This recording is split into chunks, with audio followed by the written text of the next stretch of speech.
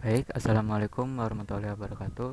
Yang terhormat Profesor Dr. Insinyur Diana Arafia TMS selaku dosen pengampu mata kuliah dari Iktiologi. Di sini kami dari kelompok 3 akan menjalankan tugas ujian Iktiologi. Eh, Sebelum lebih lanjut, izin kami untuk mengenalkan diri kami. Yang mulai dari pertama yaitu saya, Kamadi Maulan, dengan 3 digit NIM akhir 022. Perkenalkan, saya Aldila Salma Detriani dengan digit NIM akhir 010. Kenalkan, nama saya Rahmania Firdaus dengan 3 digit NIM akhir 038. Perkenalkan, nama saya Putri Amelia Rahmawati dengan 3 digit NIM akhir 016. Perkenalkan, saya Alvina Mufida Putrianti dengan 3 digit NIM akhir 018. Perkenalkan, saya Lara Aulia Fitri dengan 3 digit NIM akhir 014. Perkenalkan, saya Sofana Salsabila dengan 3 digit NIM akhir 046. Perkenalkan, nama saya Agnes MS Tumorang dengan 3 digit NIM akhir 048. Baik, jika semuanya sudah membenarkan diri, kita lanjut ke sesi selanjutnya, yaitu sesi tanya jawab. Sesi tanya jawab dimulai dari saya yang pertama.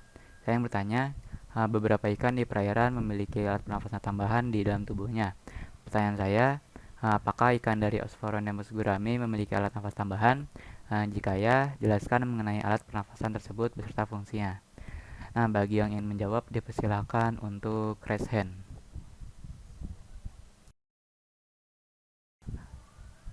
Baik, Alvina Mufidah Putrianti dipersilakan untuk menjawab. Baik, terima kasih atas kesempatannya. Saya akan menjawab pertanyaan dari Kamaldi, yaitu tentang apakah ikan dari Osphoronemus gurami memiliki alat pernafasan tambahan. Jawabannya adalah iya, dan saya akan menjelaskan mengenai alat pernafasan tersebut beserta fungsinya. Osphoronemus gurami atau biasa disebut ikan gurami memiliki alat pernafasan tambahan di sekitar insangnya yang disebut labirin. Labirin pada ikan gurami akan terlihat saat berumur 27 hari setelah penetasan. Labirin merupakan alat pernafasan tambahan berupa lipatan labirin yang berasal dari turunan lembar insang pertama. Labirin memiliki struktur berupa kartilago dengan banyaknya pembuluh darah dan diselubungi lapisan sel epitelium yang berlapis. Fungsi dari labirin ini adalah sebagai organ respirasi dan filamennya sebagai organ sensori. Dengan adanya labirin ini, ikan gurami dapat mengambil kebutuhan oksigennya secara langsung dari udara dengan cara menyembulkan mulutnya yang menonjol di permukaan air. Sekian jawaban dari saya. Apabila ada tambahan, dipersilakan. Baik, terima kasih Alvina atas jawabannya. Dari saya cukup. Apakah dari teman-teman yang lain ada tambahan atau sanggahan? Dari saya sudah cukup. Saya cukup. Terima kasih. Bisa dilanjut ke pertanyaan selanjutnya.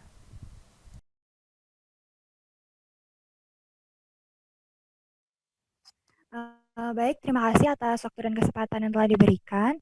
Saya akan melanjutkan untuk pertanyaan yang kedua.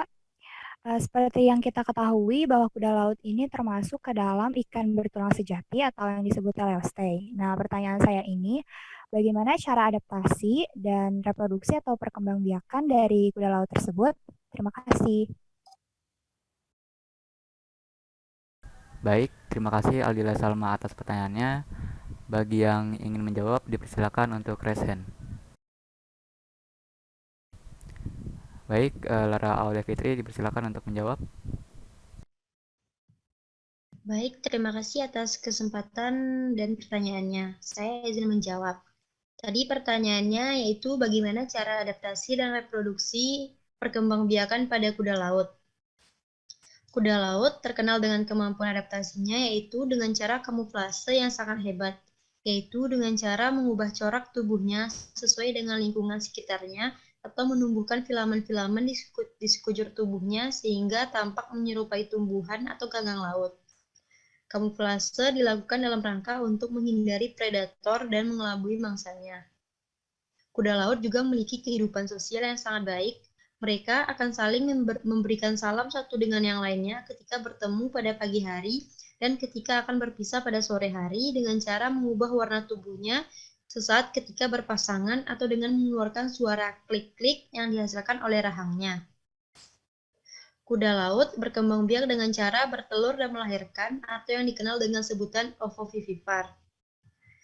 Berbeda dengan hewan-hewan biasanya, kuda laut berkembang biak dengan cukup unik, yaitu dengan kuda laut jantan yang bertugas menjaga telur dalam tubuhnya hingga saat melahirkan tiba. Pada musim kawin, kuda laut jantan dengan kantung telur yang kosong siap melakukan pemijahan. Apabila kuda laut betina tertarik pada kuda laut jantan, maka kuda laut betina akan menempelkan perutnya pada kantung telur kuda laut jantan. Proses pemijahan ini diawali dengan masuknya sirip anal kuda laut betina ke dalam kantong telur kuda laut jantan. Setelah sirip anal kuda laut betina masuk ke kantong telur kuda laut jantan, kuda laut betina mulai melepaskan sel telurnya melalui saluran ovivositor. Setelah induk betina selesai memasukkan telurnya ke kantung telur, induk jantan akan menggoyang-goyangkan badannya selama 30-60 detik dengan berpegangan pada substrat untuk menata telur-telur dalam kantung pengeraman. Kemudian, melepaskan spermanya untuk membuahi telur-telur tersebut. Adanya sel telur di kantong telur ini menginduksi kuda laut jantan mengeluarkan sperma. Kantong telur tidak hanya melindungi embrio dan anak kuda laut dari perubahan kondisi lingkungan luar yang ekstrim dan pemangsaan oleh predator, tetapi berperan sebagai pengatur kadar air atau osmoregulation dan kadar oxygenation untuk embrio.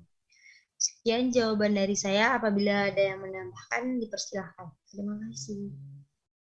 Baik, terima kasih Lara Aulia atas jawabannya. Apakah ada tambahan atau sanggahan dari teman-teman yang lainnya? Cukup. Baik, jika dirasa cukup, silakan untuk pertanyaan selanjutnya. Baik, selanjutnya saya akan bertanya.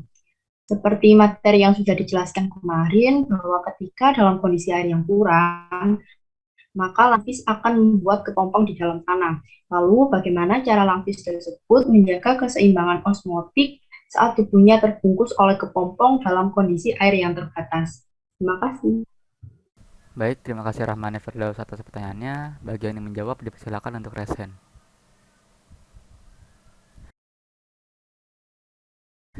Baik, Savana Salsabila dipersilakan untuk menjawab. Ingin menjawab dari Rahmania, pada banyak hewan, torpon dan hibernasi adalah metode pilihan terakhir dalam menanggapi tidak hanya perubahan ketersediaan air, tetapi juga suhu ekstrim, keterbatasan sumber daya, atau penurunan ketersediaan oksigen. Pada langfis Afrika, estivasi adalah respon paling ekstrim terhadap pengurangan ketersediaan air. Kemampuan langfis untuk mengambil air dan untuk bertukar ion dan setara asam dengan lingkungannya melalui permukaan tubuh ventral memungkinkan ikan ini untuk bertahan pada keadaan yang ekstrim dan kekurangan air, sementara tanpa harus masuk pada proses estivasi. Selain itu, dengan meminimalkan gangguan osmotik dan ionik internal selama paparan udara, hewan mungkin pulih lebih cepat setelah reseksi air dan oleh karena itu meminimalkan pengeluaran energi selama pemulihan.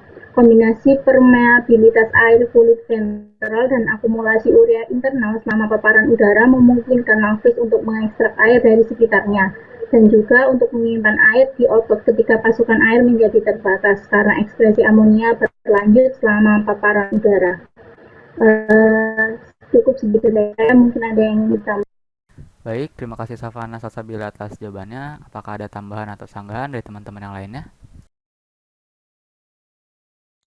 Dari saya cukup. Rasa cukup. Terima kasih Savana atas jawabannya. Bisa dilanjut ke pertanyaan selanjutnya. Baik, terima kasih atas kesempatannya. Saya ingin bertanya, pada ikan teleusteia yang hidup di air laut terdapat permasalahan yang dimana saat kehilangan air, khususnya melalui insang, itu akan dikompensasi melalui mekanisme meminum air laut dalam jumlah yang banyak. Dan hal tersebut dapat menyebabkan terjadinya peningkatan kadar garam di dalam tubuh. Pertanyaannya, bagaimana cara ikan teleusteia yang hidup di air laut mengatasi masalah itu? Terima kasih. Baik, terima kasih Putri Amelia atas pertanyaannya. Bagi yang menjawab, dipersilakan untuk raise hand. Baik, Agnes, dipersilakan untuk menjawab. Baik, terima kasih atas kesempatan yang telah diberikan. Saya akan menjawab pertanyaan dari Putri Amelia tentang bagaimana cara mengatasi terjadinya peningkatan kadar garam di dalam tubuh ikan Teleos day. Cara mengatasi permasalahan tersebut adalah mengekskresikan NaCl dalam jumlah yang banyak. Karena pada teliti itu menghasilkan urin yang pekat, maka harus ada organ lain yang mengekskresikan sejumlah sel NaCl tersebut. Organ tersebut adalah insang. Pada insang Telestei, air laut memiliki sel-sel khusus yang dikenal dengan sel klorida. Sel klorida ini berfungsi dalam transport aktif NaCl dari plasma ke air laut. Ion Cl negatif akan dikeluarkan secara aktif dari darah ke sel-sel klorida dan bersama dengan terjadinya difusi pasif ion Na positif.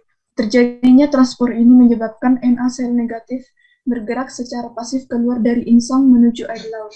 Cukup sekian dari saya. Baik, terima kasih Agnes atas jawabannya. Apakah ada tambahan atau sanggahan dari teman-teman yang lainnya?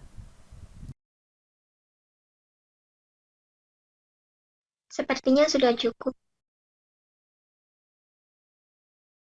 Cukup. Dari saya juga sudah cukup. Cukup. Karena keterbatasan waktu dan tempat, maka saya akan mencukupkan forum diskusi ini. Selanjutnya, terima kasih untuk teman-teman semua atas partisipasinya dalam forum diskusi ini. Saya selaku moderator mengucapkan terima kasih atas partisipasinya dari teman-teman semua. Saya pamit undur diri. Wassalamualaikum warahmatullahi wabarakatuh.